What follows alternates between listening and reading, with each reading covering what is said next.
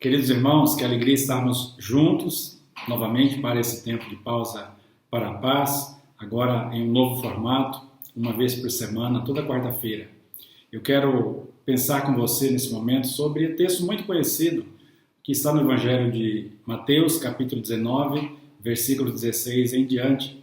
Esse texto está também narrado no Evangelho de Marcos e também no Evangelho de Lucas. Texto conhecido popularmente como o texto que fala sobre o jovem rico.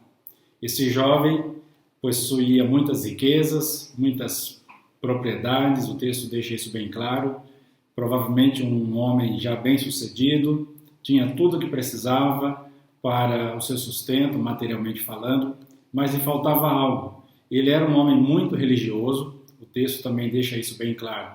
Ele conhecia os mandamentos, conhecia a lei, e segundo ele mesmo afirma, ele era um homem que guardava, que observava os mandamentos de Deus desde a sua infância.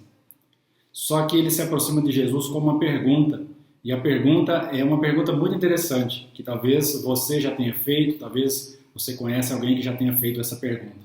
A pergunta desse jovem para Jesus é: Mestre, o que farei de bom para herdar a vida eterna? Olha que pergunta interessante. O que eu preciso fazer para conseguir obter a vida eterna? E o que eu preciso fazer de bom? Popularmente, especialmente no nosso Brasil, no nosso país, as pessoas pensam dessa forma.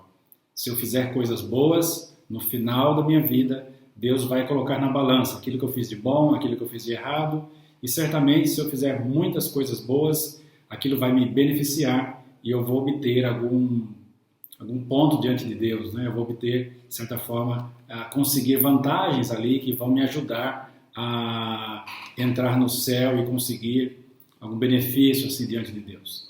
Porém, o texto nos deixa muito claro, através do Senhor Jesus, de que não é aquilo que fazemos que nos dá direito a ir para o céu, mas é aquilo que Jesus já fez por nós.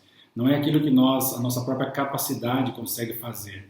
Aliás, o texto vai dizer que aquele que tem riquezas e que ama riquezas, é impossível que ele entre no reino de Deus se ele ama mais as riquezas do que a Deus. O texto deixa isso muito claro. É mais fácil passar um camelo pelo fundo de uma agulha do que um rico, ou seja, alguém que ama as riquezas, entrar no reino de Deus. Então aquele jovem pergunta para Jesus: o que farei de bom para herdar a vida eterna? E Jesus continua o diálogo com aquele homem dizendo: olha, o que diz a lei? Você conhece os mandamentos? E ele diz: olha, mas eu conheço todos eles e tenho observado desde a minha infância. Então Jesus, conhecendo o texto de Mateus, diz que Jesus, olhando para ele profundamente nos seus olhos, diz: olha, uma coisa ainda te falta. E o jovem se sente inquieto com aquela observação de Jesus e diz: olha, mas o que me falta ainda? Se eu sou uma boa pessoa, se eu sou uma pessoa moralmente boa, se eu guardo os mandamentos, se eu sou uma pessoa religiosa, se eu cumpro as leis de Deus, o que me falta ainda? Eu sou um bom religioso. E Jesus diz: olha, o seu coração não é do Senhor. Você precisa ser regenerado, transformado, alcançado pelo poder da graça de Deus e do Evangelho. Você ama as coisas, você ama os bens materiais, você ama o dinheiro.